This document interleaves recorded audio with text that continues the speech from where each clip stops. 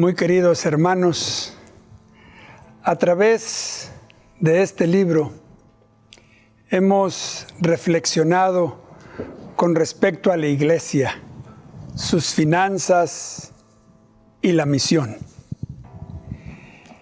Hemos buscado los fundamentos en la palabra de Dios y con esta cosmovisión bíblica hemos hecho aplicaciones que fortalecen nuestro compromiso. Y ahora tengo una pregunta para ustedes, una pregunta muy importante. ¿Cómo cumpliremos la misión en todo el mundo? Sí, en todo el mundo. En un momento dado, en la eternidad, surgió sin duda la pregunta: ¿cómo cumpliremos la misión en el vasto universo? ¿Cómo iremos al pequeño punto, alejado en las galaxias, a la Tierra, para rescatar a los seres humanos? Desde la comodidad del trono de Dios, pero con una visión global de rescate, con una visión misionera, levantó la mano nuestro Señor Jesucristo. Vamos a leer en la carta de San Pablo a los Filipenses. Vamos a leer en el capítulo 2, versículos 5 al 8. Les invito a abrir sus Biblias. Filipenses 2, 5 al 8. Haya pues en vosotros este sentir que hubo también en Cristo Jesús, el cual, siendo en forma de Dios, no estimó el ser igual a Dios como cosa a que aferrarse, sino que se despojó a sí mismo, tomando forma de siervo, hecho semejante a los hombres, y estando en la condición de hombre, se humilló a sí mismo, haciéndose obediente hasta la muerte y muerte de cruz. Jesús encarna el pensamiento más poderoso en todo el universo: despojarse a sí mismo, humillarse a sí mismo. Es el pensamiento más poderoso. Y saben, en el pensamiento bíblico, las acciones de Cristo que acabamos de leer constituyen el auténtico motor de una generosidad y una abnegación que no conocen límites en el cumplimiento de una misión. La esencia del amor de Dios se proyecta a una necesidad universal, más allá del ámbito local, del trono. Sí, Dios mismo ejemplificó que la abnegación nos capacita para cumplir una misión global. Vamos a ir al texto más conocido por todos los cristianos. Sin duda es el más conocido. San Juan capítulo 3 y el versículo 16. San Juan 3:16. Con decir 3:16, ustedes ya saben de qué se trata. Porque de tal manera amó Dios al mundo, que ha dado a su Hijo unigénito, para que todo aquel que en Él cree no se pierda, mas tenga vida eterna. Sí, es una frase. Dios ha dado. Es la expresión que hace posible todo el plan de salvación para otorgar al ser humano la vida eterna. Recuerden, sí, Dios ha dado. Y como leemos en el hermoso libro El Camino a Cristo, en la página 21, en referencia a su Hijo unigénito, lo dio no solo para que viviese entre los hombres, sino que lo dio a la raza caída. Cristo debía identificarse con los intereses y las necesidades de la humanidad. El que era uno con Dios se vinculó con los hijos de los hombres mediante lazos que jamás serán quebrantados. Aquí está el ejemplo fundamental del amor. Cristo, el ejemplo fundamental. Dios ha dado. Un principio que se extiende más allá de la comodidad personal o local para atender una necesidad lejana en el infinito universo. Este pensamiento lo vemos desde el momento en que Dios escogió a Abraham para que cumpliera una misión. Una misión que implicaba dejar la comodidad de su hogar y de su entorno. Vamos a leer, les invito a abrir sus Biblias de nuevo, en el libro de Génesis. Y vamos a leer en el capítulo 12, versículos 1 al 3. Génesis 12, y vamos a leer del 1 al 3. Pero Jehová había dicho a Abraham: vete de tu tierra y de tu parentela, y de la casa de tu padre a la tierra que te mostraré. Y haré de ti una nación grande, y te bendeciré, y engrandeceré tu nombre, y serás bendición. Bendeciré a los que te bendijeren, y a los que te maldijeren maldeciré. Y serán benditas en ti, fíjense cómo termina, todas las familias de la tierra. Muchos años más tarde, encontramos el mismo pensamiento, ahora expresado en las enseñanzas del profeta Isaías. Leamos en el profeta Isaías. Vamos a ir al capítulo 54. Isaías 54. Y vamos a leer el versículo 2. Isaías 54, 2. Ensancha el sitio de tu tienda y las cortinas de tus habitaciones sean extendidas. No seas escasa. Alarga tus cuerdas y refuerza tus estacas. Y asimismo lo afirmó Jesús en su enseñanza a sus discípulos. ¿Recuerdan sus palabras cuando les confió la gran comisión? ¿Por qué no lo buscamos? Tenemos nuestras Biblias. San Mateo 28. Y vamos a leer en el versículo 19. Mateo 28, 19 es un texto tan conocido, pero qué bueno que podemos abrir la palabra de Dios y dice: por tanto, id y haced discípulos a todas las naciones. Y no es que Jesús estuviera transmitiendo conceptos, no es solamente eso. Él mismo lo ejemplificó, lo vivió. San Juan, capítulo 1 y el versículo 14, dice que se hizo carne y habitó entre nosotros. Él lo ejemplificó. En el mismo Evangelio de San Juan, encontramos la entrevista que tuvo con la mujer samaritana. El registro dice que le era necesario pasar por Samaria. Sí, era su agenda. Si él hubiera tenido en su mano una agenda, hubiéramos mirado allí 12 del día, Samaria. junto al pozo de Jacob.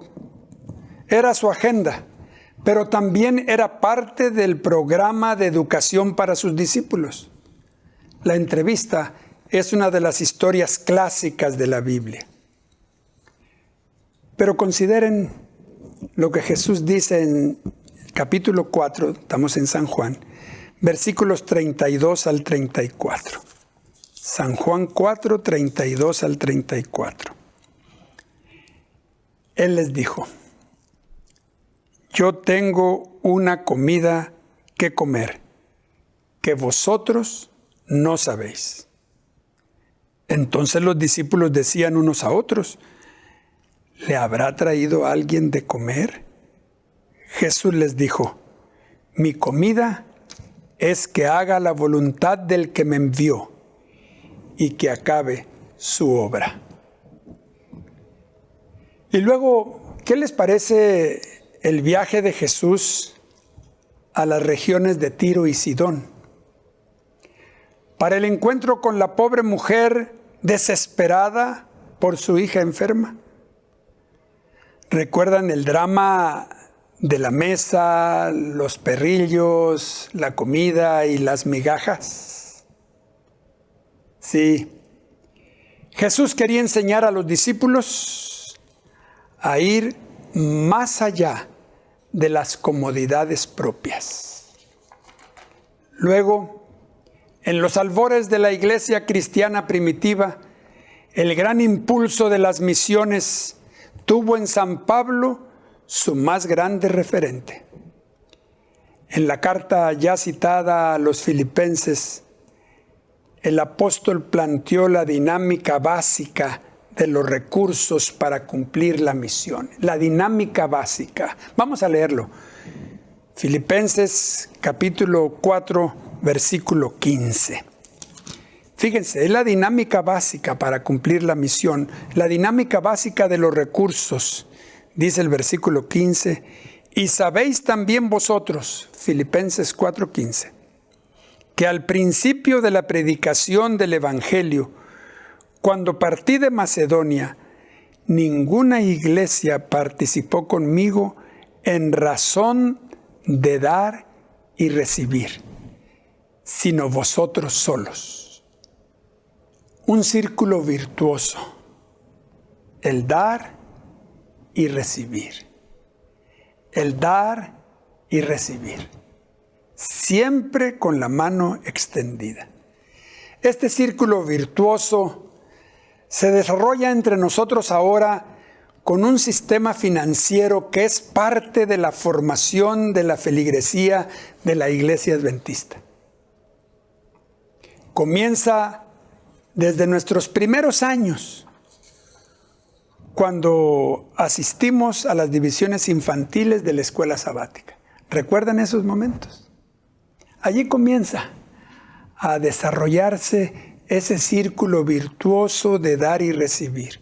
Allí, sentados en las pequeñas sillas, mientras se realizaba el programa de apoyo a las misiones, aprendimos nuestras primeras clases de geografía.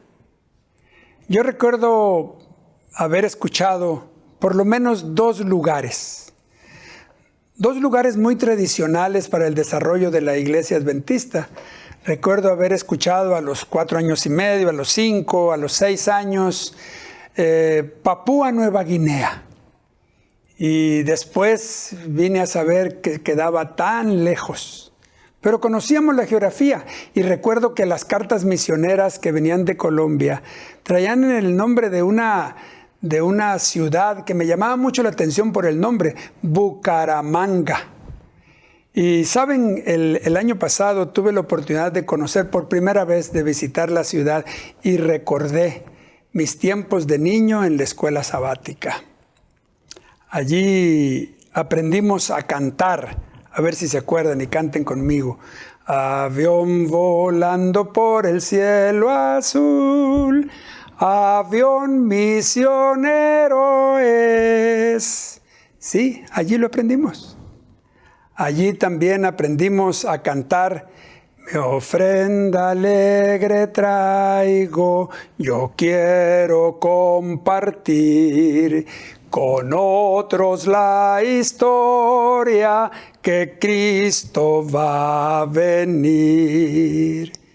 Ese pensamiento global lo aprendemos desde pequeños.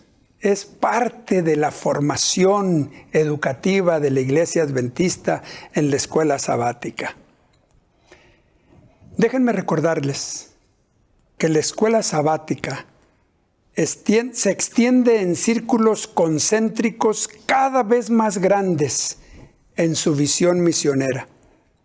Primero, el interés en el bienestar espiritual de todos los feligreses. Asistimos a la escuela sabática, somos parte de una clase de escuela sabática, somos parte de un grupo pequeño, nos apoyamos mutuamente, nos atendemos mutuamente y es el primer círculo misionero de la escuela sabática.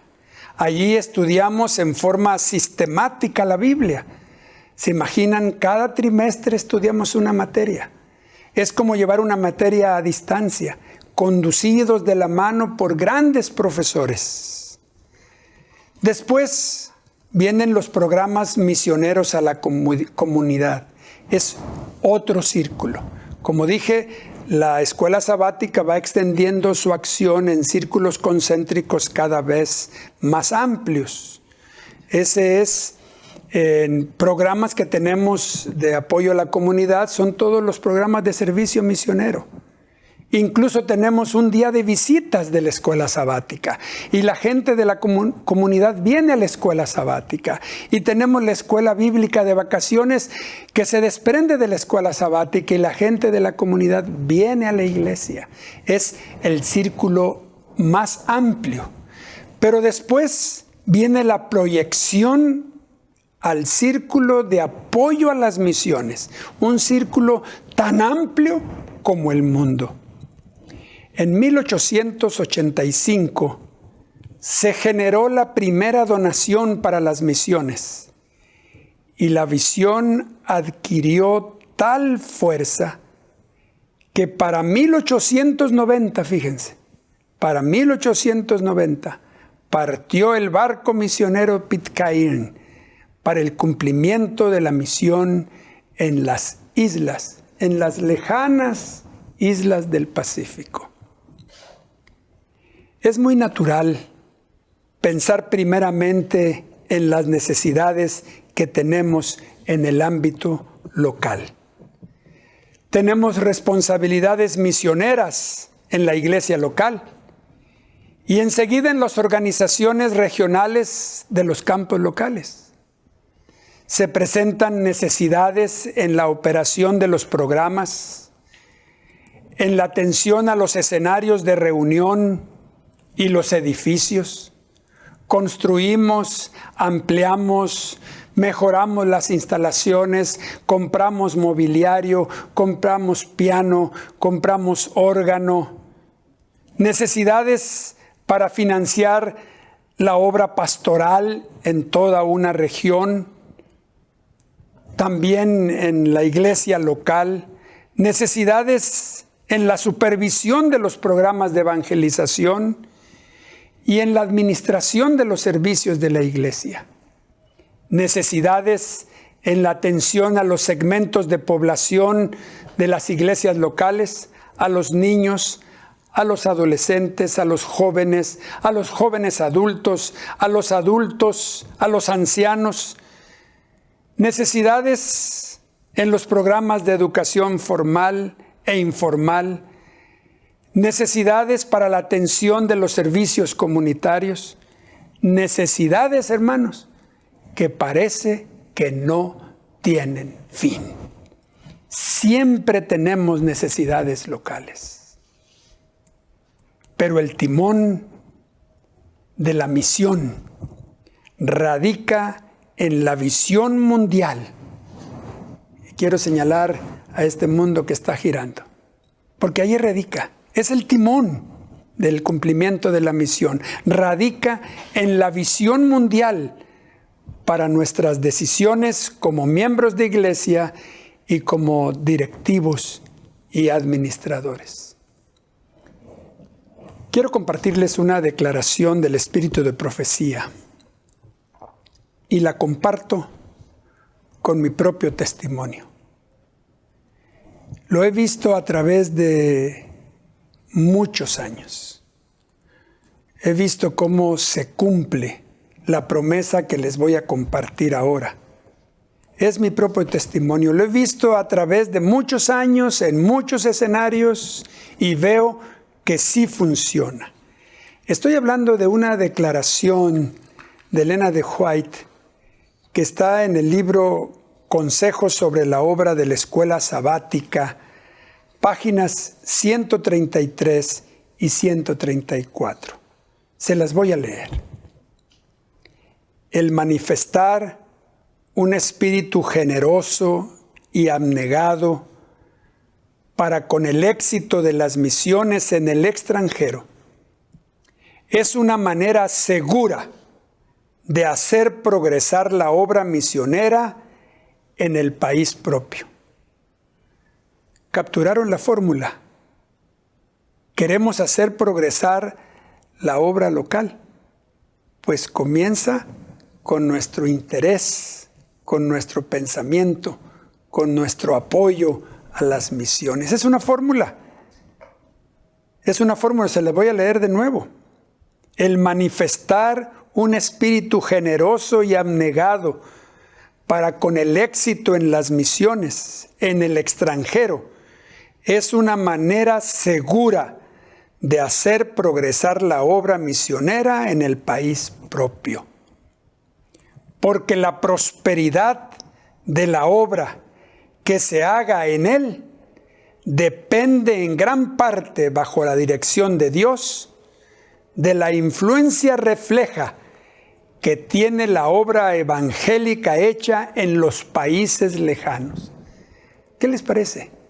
Primero, el interés en los países lejanos y luego resolvemos nuestras propias necesidades. Esa es la dinámica que Dios tiene para cumplir una misión. Dice además Elena de White, es al trabajar para suplir las necesidades de otros como ponemos nuestras almas en contacto con la fuente de todo poder. El Señor ha tomado nota de toda fase del celo misionero manifestado por su pueblo en favor de los campos extranjeros.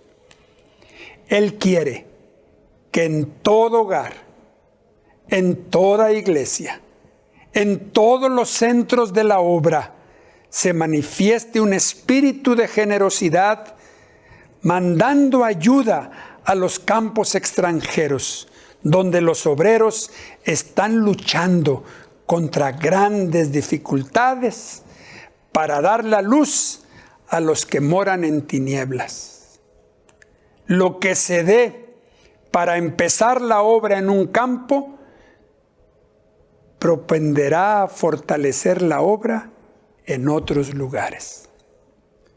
Ahora, para terminar, les compartiré 3 textos más de la carta de San Pablo a los Filipenses que hemos estado leyendo. Vamos a leer primero Filipenses 2:4. Filipenses 2:4 dice, no mirando cada uno por lo suyo propio, sino cada cual también por lo de los otros. Es que es muy natural pensar primero en nosotros. Es lo natural. Es decir, es sobrenatural pensar primero en los demás. Es sobrenatural para una iglesia local pensar primero en las misiones. Por eso necesitamos la orientación del Espíritu Santo. Pero con esta visión de pensar primero en los demás, fluye el círculo de la generosidad. Voy a leerles otro texto, Filipenses capítulo 4 y el versículo 13. Y se los voy a leer porque este texto está dado en el contexto de la generosidad. Lo usamos para animarnos de muchas maneras, pero está dado en el contexto de la generosidad. Dice Filipenses 4:13, todo lo puedo en Cristo que me fortalece. Sí, con la generosidad podemos hacer frente al gran desafío de la misión. Y finalmente, les voy a leer en Filipenses capítulo 4 y el versículo 19. Porque por más recursos que nosotros pongamos, por más generoso que seamos, siempre vamos a necesitar la ayuda de Dios. Él es el dueño de todos los recursos, simplemente nos hace partícipes. Y ven lo que dice Filipenses 4:19. Mi Dios, pues, suplirá todo lo que os falta, conforme a sus riquezas, en gloria en Cristo Jesús. Cuando nosotros ponemos lo poco que tenemos, Dios lo multiplica. En este texto nos da la seguridad de que la obra no es solo nuestra.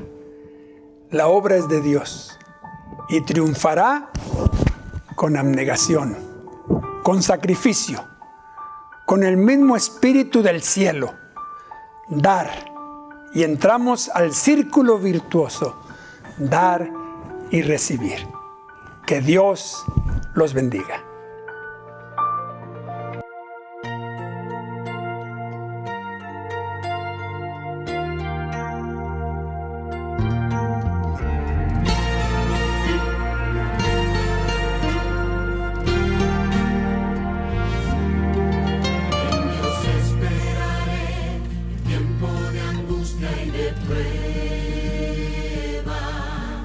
En Dios esperaré, que mi tragedia no entienda. En Dios esperaré, porque aquí yo todo lo pierda. Confiaré siempre en Él, porque Él tiene más para dar. En Dios esperaré, que mis amigos me acusen. Con mis ojos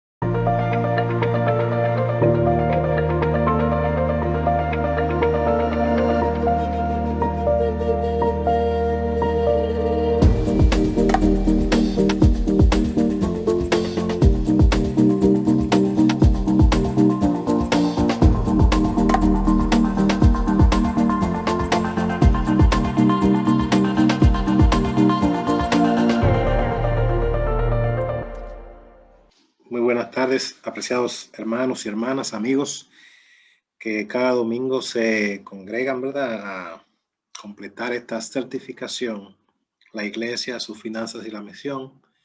Felicidades, hoy hemos llegado a la última lección, la lección número 13. Después de esta lección, que usted complete su cuadernillo, por favor ya lo antes posible, usted debe ya comunicar su nombre completo al pastor, al anciano, a la persona de contacto, para que así se pueda elaborar el certificado. La graduación será este sábado 19 a las 4 de la tarde en la iglesia de Osama y tendremos allí una programación muy especial, tendremos un concierto, tendremos la palabra del Señor, tendremos alabanzas, y algunas partes especiales para que podamos llevar a cabo esta graduación. Como usted verá, en esta noche no es posible visualizar la cámara, tenemos algunos desperfectos técnicos, pero lo importante es que podamos ver la presentación en la pantalla. Esta noche hemos llegado a la última lección, que se titula Actuando localmente, pensando globalmente. Hemos visto la presentación del pastor Ismael Castillo y bueno, veíamos conceptos bastante interesantes, comenzando con la primera pregunta que se nos hace en el cuadernillo de trabajo, donde nos dice: según el pensamiento bíblico de Filipenses 2, 5 al 8, ¿qué acciones constituyen el auténtico motor de una generosidad y abnegación que no conoce límites? Hermanos queridos, este texto maravilloso de Filipenses 2, del 5 al 8, es uno de los textos que de verdad a mí más me gustan en la palabra de Dios, cuando dice: haya pues en vosotros este sentir que hubo también en Cristo Jesús. Él, siendo en forma de Dios, no estimó el ser igual a Dios como cosa alguna a que aferrarse, sino que se despojó a sí mismo. Tomó la forma de siervo y se hizo semejante a los hombres, mas aún hallándose en la condición de hombre, se humilló a sí mismo, haciéndose pasar obediente hasta la muerte y muerte de cruz. De manera que Jesús encarna el pensamiento más poderoso de todo el universo: despojarse a sí mismo y humillarse a sí mismo, siendo igual a Dios. Ahí está entonces, en el pensamiento bíblico, estas acciones de Cristo, de nuestro Señor Jesús, constituyen el auténtico motor de una generosidad y una abnegación que no conocen los límites en el cumplimiento de la misión. Veamos una segunda pregunta: ¿para qué nos capacita la abnegación? Una abnegación tal como la que mostró Cristo allí, despojándose, dejando el reino, siendo rico, se hizo pobre, vino a este mundo y se humilló hasta lo sumo para servirnos.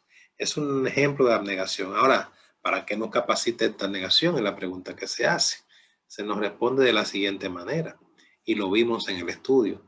La esencia del amor de Dios, así como está planteada en este bello pasaje del apóstol Pablo en su carta a los Filipenses, es una acción que, más allá del ámbito local, se proyecta a una necesidad universal. De esta manera, Dios mismo ejemplificó que la abnegación nos capacita para un pensamiento global. Es decir, nos pone en una perspectiva donde no solamente pensamos en el yo y en lo que tengo aquí, en mi comodidad, sino que surge en la mente un pensamiento que nos pone el deseo de llegar a nivel global con la misión. Uno de los textos más conocidos de las Sagradas Escrituras es sin duda el que se registra en Juan como parte del diálogo entre Jesús y Nicodemo, eso es en el capítulo 3 de Juan. Y toda la dinámica del plan de salvación se resume en estas palabras que están allí en Juan 3:16, el versículo universal: porque de tal manera amó Dios al mundo, que ha dado a su Hijo unigénito, para que todo aquel que en él cree no se pierda, mas tenga vida eterna. Qué bendición, hermanos. Este ejemplo de negación nos pone en la mente un pensamiento global. Ahora bien, ¿cuál ha sido la constante en el plan de salvación de Dios para redimir a la humanidad? Y veíamos los textos, Pero miren, una constante es que la visión misionera, ese ha sido el tema constante en el plan de salvación de Dios para redimir a la humanidad. Una visión de venir a alcanzar. Jesús pudo haber hecho cualquier cosa, pero no, él vino a la misión, él se despojó, él se trasladó. Así lo afirmó Jesús también cuando enseñó a sus discípulos, incluso cuando les confió la gran comisión al momento de su partida. Él le decía, por tanto, id, es como, hay que ir, hay que salir, id y hacer discípulos a todas las naciones. Y aquí se reitera este pensamiento global de lo que estamos hablando hoy, actuar localmente y pensar globalmente. Muchos años más tarde encontramos ese mismo pensamiento expresado en las enseñanzas del profeta Isaías, cuando él mismo dice, ensancha el sitio de tu tienda y las cortinas de tus habitaciones sean extendidas. No seas apocada, alarga tus cuerdas y refuerza tus estacas. Isaías 54:2. Hay que extender este movimiento al mundo completo para que el mundo sepa que hay salvación en Jesús. Ahora bien, se nos pedía nombrar una de las características sobresalientes en las enseñanzas de Jesús y vimos que una de estas era la necesidad de desarrollar un pensamiento global más allá del exclusivismo, más allá de una visión estrecha, centrada solamente en las necesidades propias. Dios mismo extendió su tienda y alargó sus cuerdas. Juan registra que el Verbo se hizo carne y habitó entre nosotros, llenos de gracia y de verdad, y vimos su gloria como la del unigénito del Padre. Juan 1:14. Así que Cristo levantó su tabernáculo en medio de nuestro campamento humano, hincó su tienda al lado de la tienda de los hombres a fin de morar entre nosotros y familiarizarnos con su vida y con su carácter divinos. Y yo digo, alabado sea el Señor. Se nos pedía mencionar algunos pasajes bíblicos con los cuales Jesús trató de compartir la visión misionera más allá de la comunidad. Bueno, y veíamos que en el ministerio de Jesús podemos encontrar muchos pasajes en los cuales trató de compartir esta visión misionera más allá de la comunidad local. Recuerdan en Juan 4, cuando estaba el incidente con la samaritana, él dijo que le era necesario pasar por Samaria. Tenía una necesidad de ir a un lugar porque tenía que transmitir la misión y el mensaje de salvación. Y a la samaritana no solamente la salvó al darle el agua de vida, sino que esa mujer nació siendo una misionera porque corrió a su comunidad y fue a contarle a otros que había encontrado al Mesías, y cuando vino trajo un ejército de personas. Y es ahí cuando entonces viene el otro texto, los discípulos le estaban dando comida a Jesús porque sabían que tenía hambre, pero el Señor le estaba diciendo, yo tengo una comida que comer que vosotros no sabéis. Mi comida es que se haga la voluntad del que me envió y que se acabe su obra. Qué tremenda visión misionera más allá de la comunidad, que cambia la perspectiva de la necesidad actual. ¿Por qué? Por satisfacer la necesidad de nuestro Dios. Bendito y alabado sea su nombre. Por eso, también Jesús salió a las regiones de Tiro y Sidón. Ustedes pueden ver Mateo 15, del 21 al 28. Y por medio de aquel dramático encuentro quiso enseñar a sus discípulos la importancia de ir más allá de las comodidades propias.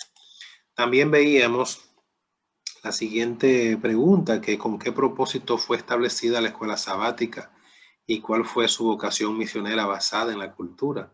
Bueno, todos sabemos que la escuela sabática es la escuela más antigua y con mayor cantidad de alumnos que tiene la Iglesia Adventista del Séptimo Día. Y dice que fue establecida con el propósito de proveer escenarios para el estudio de la Biblia, y muy pronto encontró en los proyectos evangelísticos y de servicio en los rincones más apartados del mundo su vocación misionera basada en la cultura de compartir los recursos financieros mediante generosas ofrendas. Bueno, si usted creció en la Iglesia Adventista del Séptimo Día, de seguro que usted se va a recordar de las divisiones infantiles que había en la escuela sabática. Allí en las pequeñas sillas, mientras se realizaba el programa de apoyo a las misiones, se aprendían nuestras primeras clases de geografía. Allí escuchamos por primera vez nombres de ciudades, regiones, países. Se cantó por primera vez un avión volando por el cielo azul, avión misionero es. Allí en el escenario de las divisiones infantiles también se cantaba mi ofrenda alegre traigo. Yo quiero compartir con otros la historia que Cristo va a venir. Así que más allá de la introducción de una idea en la iglesia, más allá de la organización de un departamento, con mucha razón leemos en este registro inspirado que la escuela sabática debería ser uno de los instrumentos más grandiosos y más eficaces para atraer almas para Cristo. Y ese fue el propósito con el que fue establecida la escuela sabática, con una vocación misionera basada en la cultura. Alabado sea el Señor. Bueno, y ustedes saben que la escuela sabática utiliza estos círculos concéntricos y se nos preguntaba por qué se extienden en la escuela sabática en círculos concéntricos su visión misionera. Y ahí veíamos que todos sabemos que la obra de la escuela sabática se extiende de esa manera porque tiene un programa en el que se despliega el interés en el crecimiento espiritual de todos los feligreses, porque además se convierte en una puerta de entrada para el estudio y la aceptación doctrinal de las personas que llegan por primera vez a la iglesia. Este círculo comienza con los familiares, pero ahí están los amigos, los compañeros de trabajo, los contactos casuales, y es como una red, ¿verdad?, que se va enlazando para que todos vayan conociendo el evangelio por medio de esta estrategia de los círculos concéntricos como visión misionera en la escuela sabática.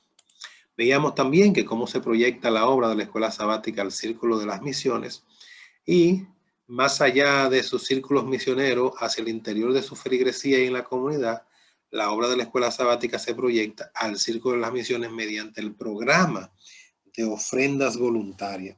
Y desde que en 1885 se generó la primera donación para las misiones mundiales, vimos, ¿verdad?, que por la gracia de Dios se desarrolló un interés tal que ya para el 1890 partió el barco misionero Pitcairn para el cumplimiento de la misión en las islas del Pacífico. Bueno, se nos preguntaba allí que qué proporciona la visión mundial.